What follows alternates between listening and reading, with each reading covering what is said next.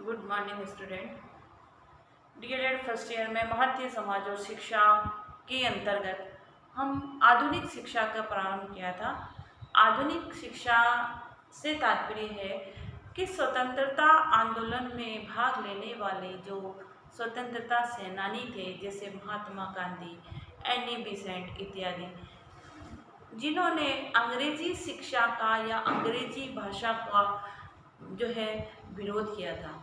और उनका मानना था कि अंग्रेजी साहित्य के द्वारा या अंग्रेजी सभ्यता और संस्कृति का विकास जो हमारे भारत में, क्योंकि पूर्व में मध्यकाल में जो जब यूरोपीय शिक्षाविद यहाँ पर अपना आधिपत्य जमाना चाहते थे, तो वो यहाँ पर अंग्रेजी साहित्य और संस्कृति को ही को ही फैलाने पे बल दे रहे थे।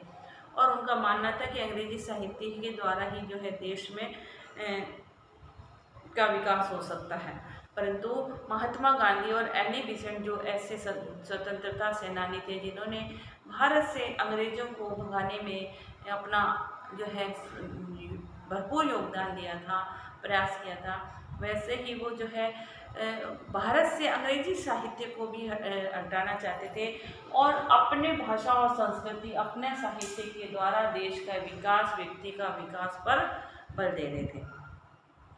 तो एनी बेसेंट भारतीय शिक्षा से अंग्रेजी शिक्षा की वो पूर्णतः निंदा करती थी। और उनका मानना था कि अंग्रेजी साहित्य राष्ट्रीय जीवन और राष्ट्रीय चरित्र को कभी भी विकसित नहीं कर सकती। राष्ट्रीय चरित्र को बढ़ाने में या व्यक्ति बालकों के चरित्र को बढ़ाने में अंग्रेजी साहित्य सहायक नहीं है। तो इसके लिए बहुत सारे बाद में धीरे धीरे जब उनमें प्रयास होते रहे, तो बहुत सी शैक्षणिक संस्थाएं स्थापित होती रही। जैसे गुरुकुल पद्धति पर आधारित रविंद्रनाथ टैगोर ने भी शांति निकेतन की स्थापना की थी। और शांति निकेतन के अंदर उन्होंने भारतीय सभ्यता और संस्कृति को फैलाने पर बल दिया था कि किस प्रकार से भारतीय सभ्यता और संस्कृति को बढ़ाया जा सकता है। आज हमारा टॉपिक है कि भारतीय सभ्यता और संस्कृति को बढ़ाने के लिए या राष्ट्रीय शिक्षा के महत्वपूर्ण सिद्धांत और विशेषताएं कौन कौन सी हैं। पहला सिद्धांत है भारतीय नियंत्रण की सभ्यता और संस्कृति ऐसी होनी चाहिए जो हमारे को अपने देश से, अपने देश के नागरिक होने से, अपने देश की सभ्यता और संस्कृति से पूर्णतः लगाव पैदा कर दे, पूर्णतः उससे ओतप्रोत कर दे।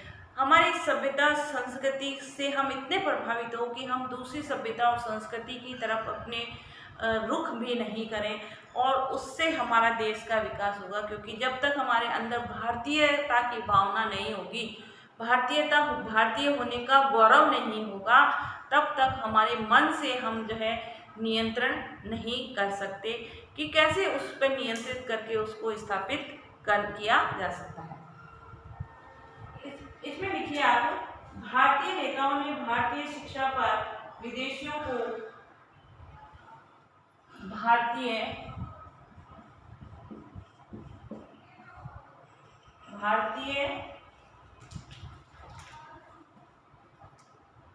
नेताओं ने भारतीय शिक्षा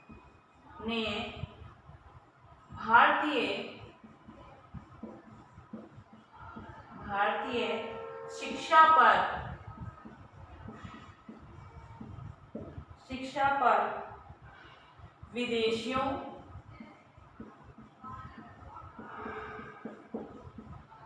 विदेशियों को सर्वथा अनुचित बताकर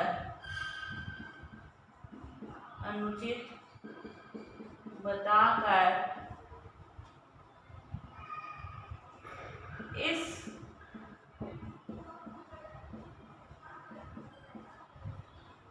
शिक्षा पर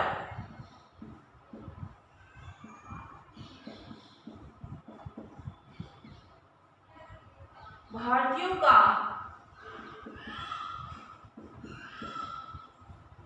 पूर्ण अधिकार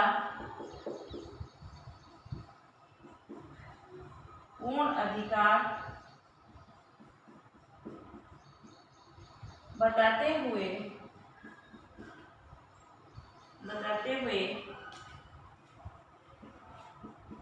कहा है कि भारतीय शिक्षा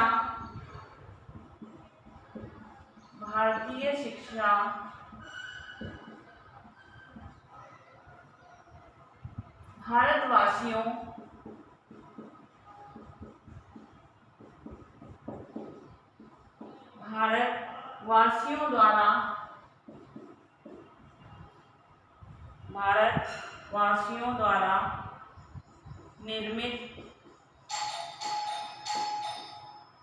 तथा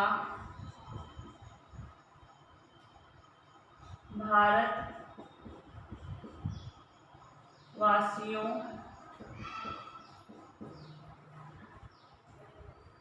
द्वारा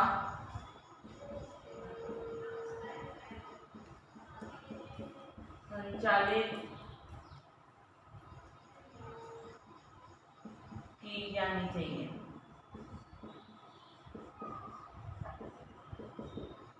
उनका क्या कहना है कि भारतीय शिक्षा भारतवासियों द्वारा निर्मित होनी चाहिए और भारतवासियों के द्वारा ही संचालित होनी चाहिए। पहला सिद्धांत ये है कि हमारी जो शिक्षा व्यवस्था है वो किसी दूसरे व्यक्ति के हाथ में या दूसरे देश के हाथ में नहीं होनी चाहिए। हम हमारी शिक्षा व्यवस्था को संभालने में, क्रियान्वित करने में सक्षम हैं, तो हमारे को हमारी शिक्षा व्यवस्था को संभालने का अधिकार भी पूर्ण होना चाहिए। ठीक है।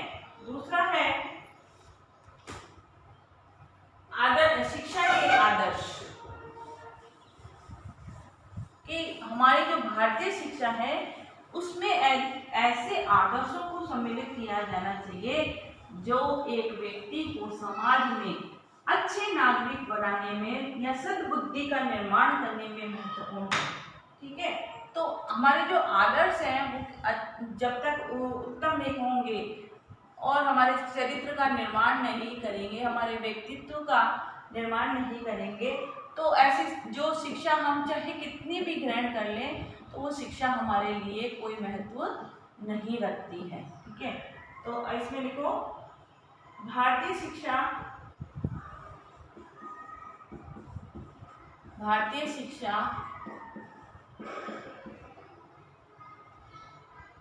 को भक्ति व ज्ञान से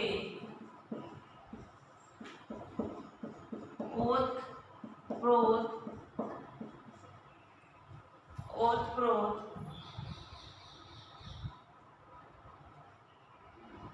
तथा करके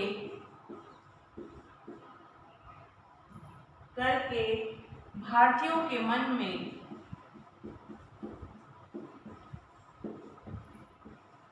आदर्श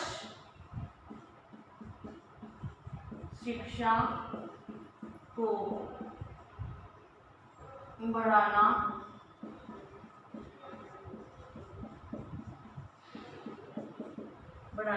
चाहिए।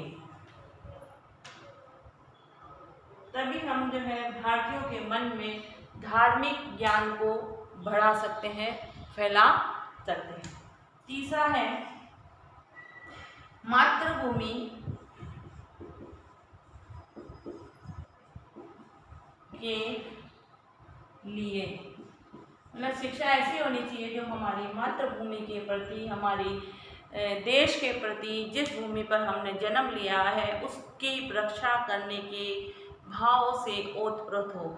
यदि हमारे मन में अपनी मातृभूमि के प्रति लगाव नहीं है तो हम हमारी मातृभूमि की कभी भी रक्षा नहीं कर सकते, उसके कदम से कदम मिला के कभी भी जो है हम नहीं चल सकते हैं।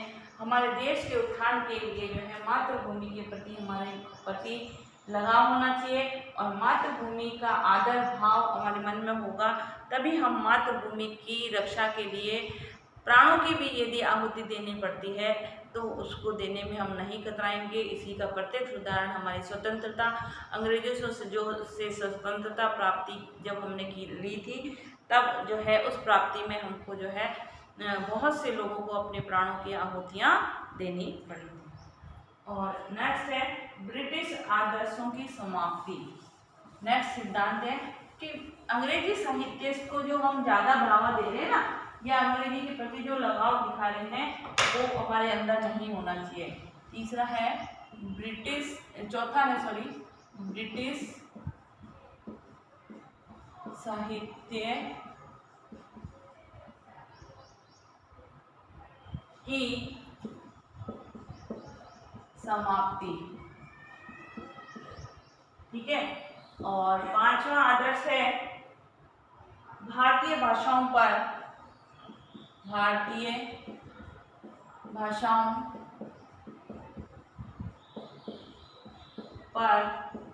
बल। और छठा है व्यावसायिक शिक्षा पर बल। व्यावसायिक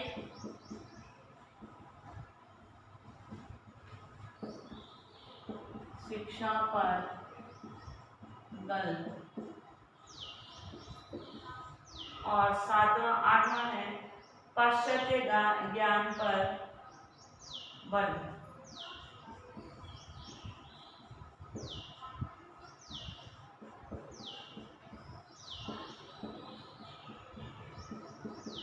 ये हमारे जो है राष्ट्रीय शिक्षा के प्रमुख सिद्धांत हैं, जिसको अपनाने पर भारतीय सेनानियों ने, भारतीय नेताओं ने बल दिया था, तभी हम भारतीय सभ्यता, संस्कृति और देश की रक्षा कर सकते हैं। ग्रंथ कार्य लिखिए।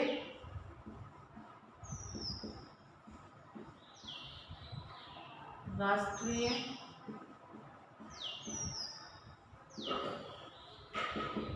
शिक्षा के प्रमुख सिद्धांत